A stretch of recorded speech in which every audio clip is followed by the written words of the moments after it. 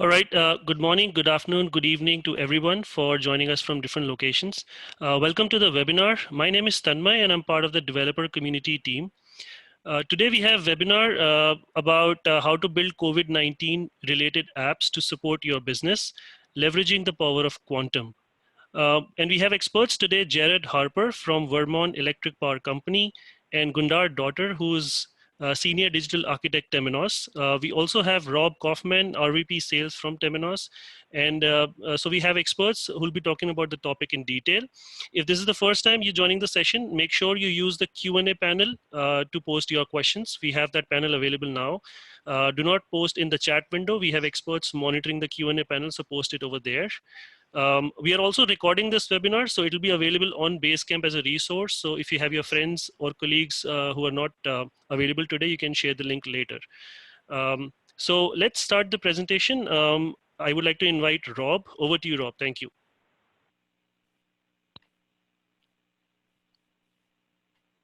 All right, thanks, Tanmay. Let me pull up my screen here, everyone.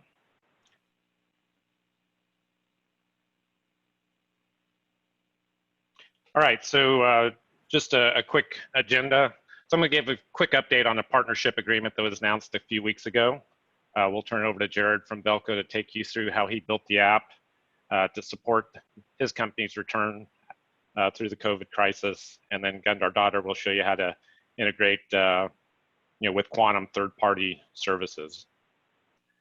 So back on June 2nd, a strategic agreement was announced between HCL Software and Temenos. So Temenos is providing a perpetual license to the Quantum source code. HCL will take over the development, support, and go-to-market for our non-financial services, non-banking customers. Temenos will continue their development on top of Quantum. It's foundational to the Infinity digital front office portfolio. So you'll get to see investments continue with Temenos and new investments coming in from HCL Software on the platform. The teams will continue to collaborate through that from an R&D perspective. I think this is great for our customers and our partners and our employees because we're going to see incremental resources, incremental focus for our non-banking customers.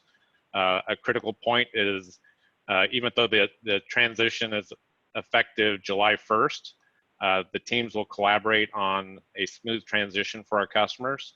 So our expectation is the first thing you'll notice is an email difference from the people you deal with moving over to HCL Software. So most of the non-banking team will be moving over to HCL Software effective July 1st, but incremental investment to help our customers be successful on top of the platform. So just a little bit about who is HCL. So they're a $10 billion global services company primarily, 150,000 employees. Really deep tradition of partnering with their customers to drive success around technology deployments. So within HCL is a separate division called HCL Software, somewhat autonomous as they go to market with a broad set of partners. So HCL Technologies is the holding company, technology services primarily, and then we've got the separate software division. 20 product families across 4 portfolios. So the Quantum product will be going within their digital solutions portfolio, but they also have products in like customer experience space, secure DevOps, and security and automation. So HCL Software as an enterprise is over $1 billion in revenue, 4,000 employees. They have offices and labs and across the globe with 13 innovation centers to support their 20,000 plus customers. So, the focus from HCL Software is make sure the customers are successful with their technology investments. They've got the services relationship, not only with HCL services, but other services providers as well. And so again, I think this is going to be a good thing for our customers, partners, and we're looking forward to engaging with you as we transition over to HCL Software. So let me turn it over to Jarrod, who can take you through the app that he developed to support VELCO. Jarrod? Thanks, Rob. My screen going. Hi, everyone. It's a pleasure to join you today. I appreciate you all joining the webinar. just a quick slide about VELCO and who we are. We are an electric transmission company in the small state of Vermont in the northeastern part of the United States. We only do electric transmission. We don't have distribution customers. And we were the first electric utility of this type in 1956. And we manage our transmission lines in a pretty extensive telecommunications network. We've been a Coney/Temenos customer since 2017, and to date, we've created 14 apps, used within our company for, to supply data to field and office personnel, and we have a few more upcoming. On March 13th was our last day in the office. We went home, and most of us have not been back to the office since due to the global pandemic. Back in early May, we had a discussion about, as the country started releasing or easing restrictions, about how we could safely get people back to the office and meet all of the guidelines around documentation. Our health and safety department and our HR department developed essentially a Microsoft Word form that people could fill out electronically and then submit by email. Most of our field personnel already use apps that we've created, and so the suggestion was to create a mobile application so that everybody could submit their health screen. So we had a short turnaround time to get this going, so we decided to do it as a mobile web app. There were concerns about not everybody having a company-issued phone, so we wanted to make sure that we didn't install any applications on the phone. They can just simply go to a web page. We're currently supporting it only on Android phones and iPhones. All of our employees and our staff augmented contractors log in through Active Directory. And any notifications that are generated by the application are sent out via email. The notifications would be if someone has a response to a health question that they're experiencing symptoms, then the HR and safety department get notified so that they can follow up with the customer or the employee, sorry. And we do have an executive dashboard so that the safety and HR department can look at it. We generated that dashboard with Microsoft Power BI. Normally we do most of our dashboards, within the Quantum product line. But again, with time, and the dashboard didn't require any data editing or manipulation. So it was just as easy to quickly spin it up in Power BI. And as you can see from our start to go live, it was 55 hours of development time. A couple of small issues. We had a minor authentication bug when we went live. And it was kind of surprising to us. There are a lot of old Android phones and iPhones still out there that have tiny screens. So we had to do some adjustment to the application UI to accommodate for the older iPhones and Android phones.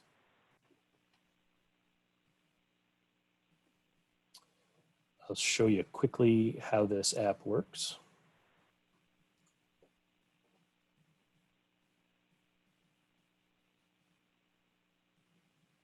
Perfect.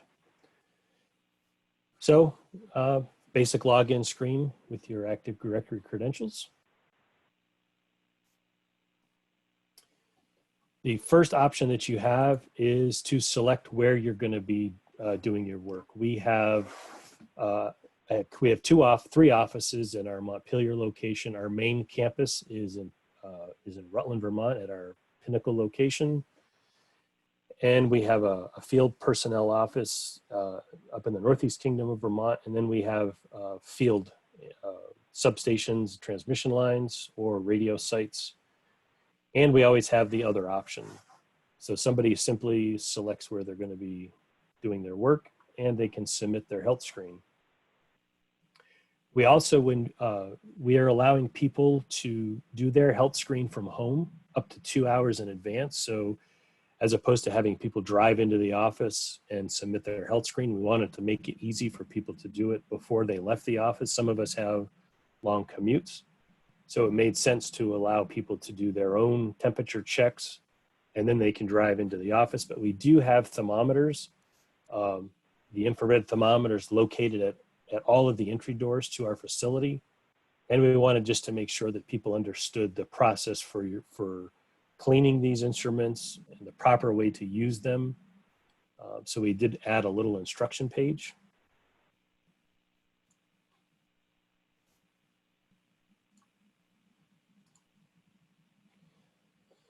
First part of the form are 7 health questions that relate to potential COVID-19 symptoms.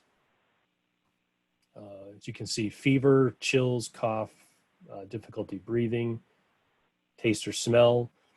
This was actually one that we added after the app was nearly live. This was one that all of a sudden started becoming more prominent, this loss of taste or smell. So we added that in. Shortness of breath, and contact with anybody. We also wanted to make sure that people were adhering to all of the travel guidelines that were being put out by the CDC and the state of Vermont. So just an acknowledgement that people are doing the best they can to adhere to those travel guidelines. And also, if they agree, VELCO has its own standard, protocols for social distancing, traveling in vehicles for our field personnel, and various other aspects. So we hope that everybody clicks no to the health questions, and we click yes to the 2 agreements. If we click submit, or yes, we're submitting. Whoops, sorry, I scrolled down. You have to complete all of the health questions, obviously. And then you're prompted with a thank you screen. Now, if you submit a health screen that you select, yes to one of those health questions, or you disagree with the travel agreement or the VELCO's policies, this obviously pops up a different alert and asks you to contact safety and HR. And safety and HR do get an email notification telling them that someone had a negative response to one of the questions.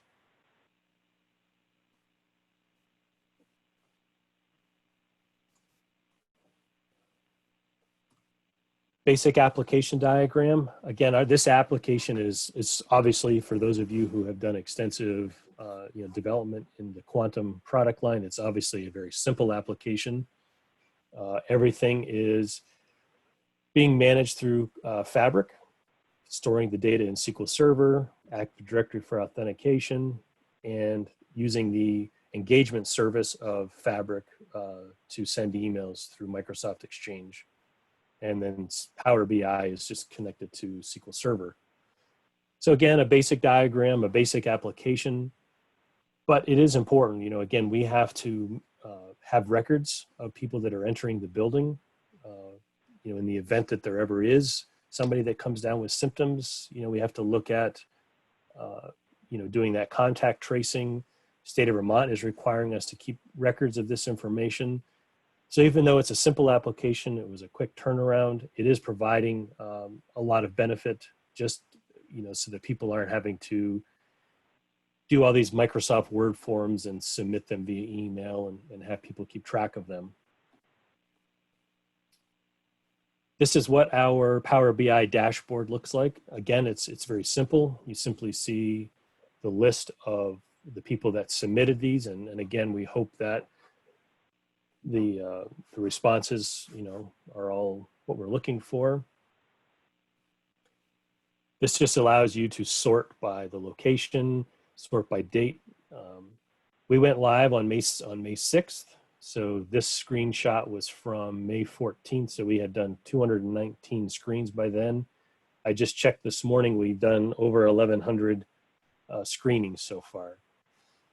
And again, it's, people are readily using it. They appreciate the simplicity of it. We're very happy with the Quantum product line. Fabric does everything that we need it to do as far as managing all of the identity and the data integrations. And that's really, Fabric along with, Visualizer helps us develop these applications, quickly and seamlessly as possible and put it in the hands of our users. We have approximately 150 VELCO employees and another 25 to 30 staff augmented contract personnel. So again, we're a small company, but I think, an application like this, regardless of the size of your organization, would prove its benefit. And with that, I will turn it over to Gunndarr.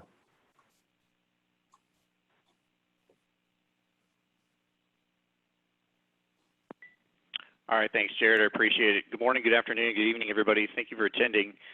I'm going to go through just a quick demo of a dashboard application that I built using Quantum, consuming a third-party API. So what I've done is I went out and created an application for both desktop web and native Android tablet, just to show the ability to bring in and consume third-party APIs relevant to the COVID pandemic that's going on. There is a third-party API provided by a group that was formed out of the Atlantic publication in terms of helping to track and monitor the various statistics that the state and federal government states and federal government were releasing as a result of the tests that were being conducted, statistics around hospitalizations, et cetera. And at the time when it first started, it was kind of a loose set of data. And so these folks got together, formed a volunteer organization called the COVID API Project, and started tracking all this data centrally as a means of making it easier. As I mentioned, I produced a native and web output, and I used a number of pre-built components from the marketplace available via Basecamp to get my app started, and then also did some custom layouts as well, just to arrange everything nice and neat. So if you go out to Marketplace through Basecamp, you'll see a number of components, and if you do a search for charts, you'll see a list presented there that allow you to bring these in and use them within your application. They're all HTML5 based, and you can modify and adjust the UI and the look and feel as well to tailor it to how exactly you want. So you can change the colors of the bars, the lines, the pie slices. You can change the backgrounds, etc. So that way it can help match your branding and look and feel for your app if you like.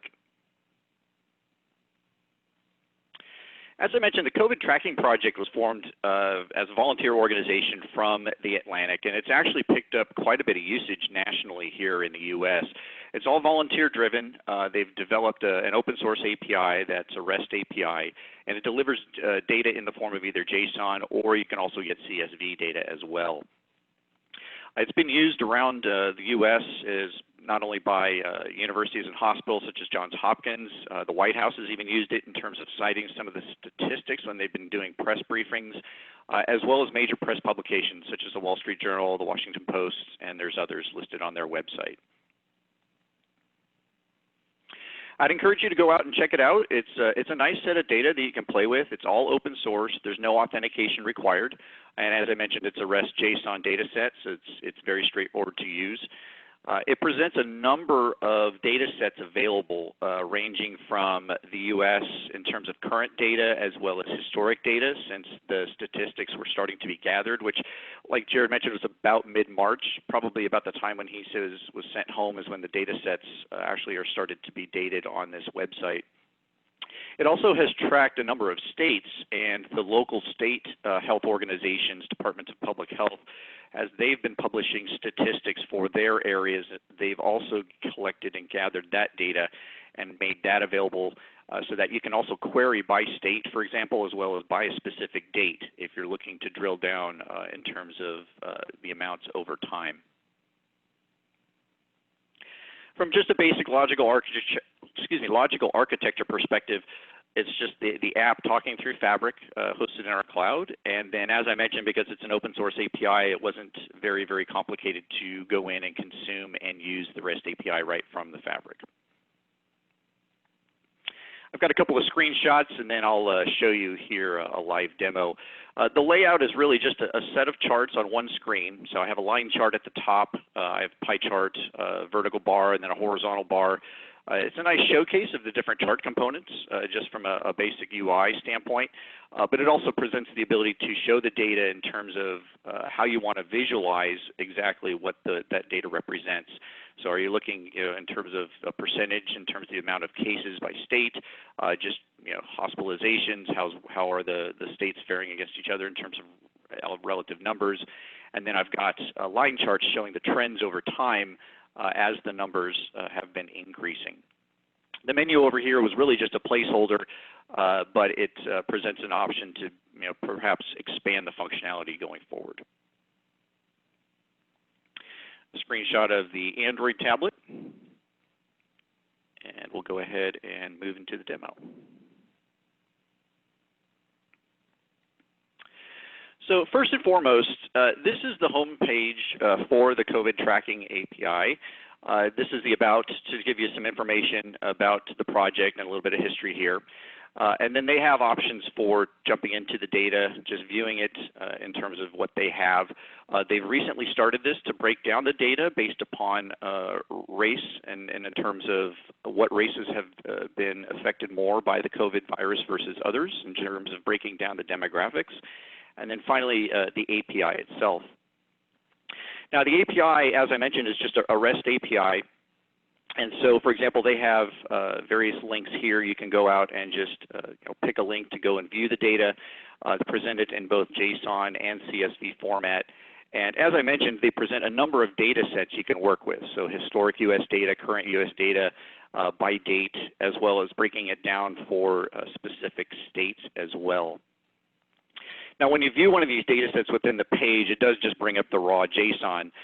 So it's again, just very straightforward data, which will make it very, very easy to consume and use within the Fabric console. So within Fabric, I went ahead and created an application. And then within that application, I went ahead and pointed the JSON adapter that we have just to the root URL for the API. As I mentioned, there's no authentication for this API, so we didn't have to configure any of that. But then from there, we can go and break it down into the individual operations from there. For example, this is the daily statistics for the entire country. And so as you saw from the raw data set, I don't really want to grab all of this data. I just want to grab a few of the data points from each row, or each record, I should say. So what I did is, as you may be familiar with, going ahead and configuring my output parameters within the Fabric console here, and then specifying the JSON elements that I wanted to grab from that data set. And then what we'll do, we'll go ahead and format my data in a nice, concise format, make it easier to consume and use within my application when it comes to mapping that data set to the chart widgets within the UI.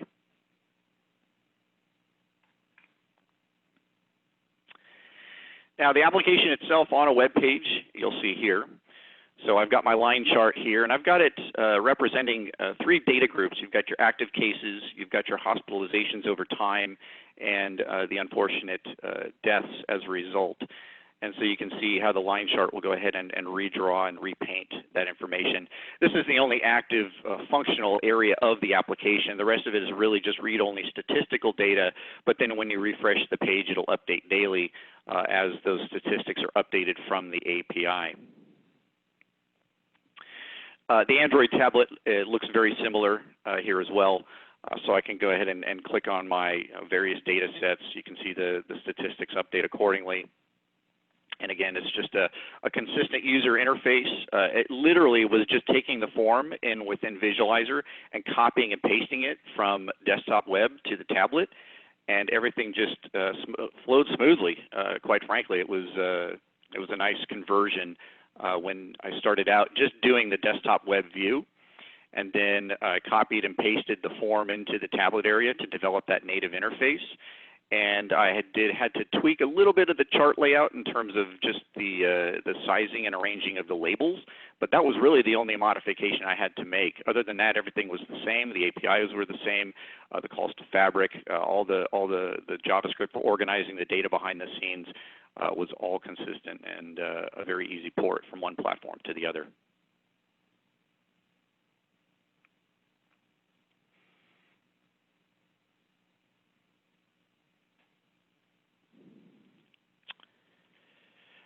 With that, I think we'll go ahead and open it up for Q&A to see if there's any questions.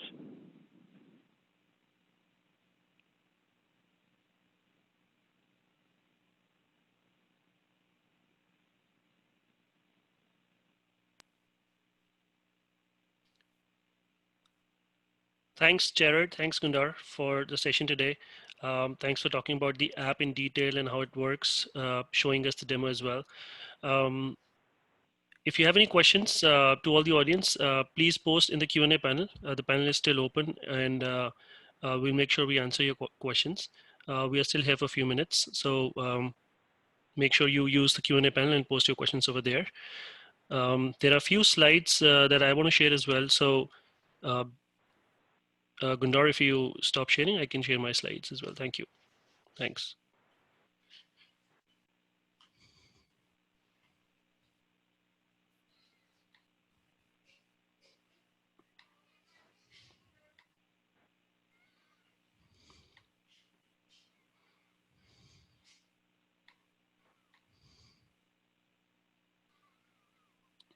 So if you see my screen, we have a couple more webinars coming up as part of Global Lockdown webinar series. Seems like you guys have already, many of you already registered for it. So make sure you visit individual pages because these are individual webinars on Basecamp, and make sure you register. A couple more webinars are in line, so you will be notified about it. If you've not joined the Basecamp Temenos Cafe group, make sure you join that group as well, because we keep we make posts, updates about what is coming up, and you will get to know about it.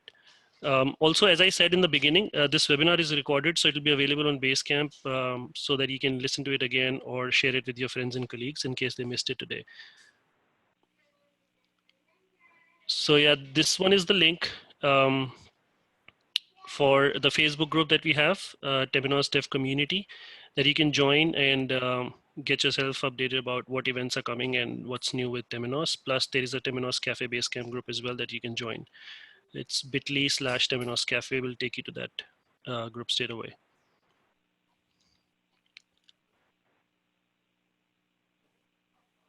And the next webinar is on 24th, which is gearing up for Temenos Data Lake and Explainable AI. Make sure you register so that you get notifications on time and you don't miss the webinar. We also have a list of all the recorded webinars on Basecamp. So all webinars that we've done under the Global Lockdown series, and plus all the webinars that we've done so far. You can see all of those under basecamp.temenos.com/s/events. Go to that page and you will be able to access those. We have a drop down on top left corner, which gives you the upcoming and past webinar list. So you can do that as well. Plus, if you have any suggestion, any topic that you have in mind and you want us to cover, you can email us to basecamp@temenos.com, and we'll reach out. We'll make sure that we set up those webinars for you guys, and have interesting content for you all. So it seems like there are no questions that I see. It was only one that we've already answered. If you have any questions in future, Basecamp forum is active. We have experts over there, so make sure you post your questions in Basecamp forum, and we'll tag experts to give you answers. Thank you so much once again for attending today. We hope to see you all again in the next webinar. Please do visit the event page on Basecamp, and don't forget to register. Thank you so much for attending. We are still here for a couple more minutes, and then we'll close the session. Thank you.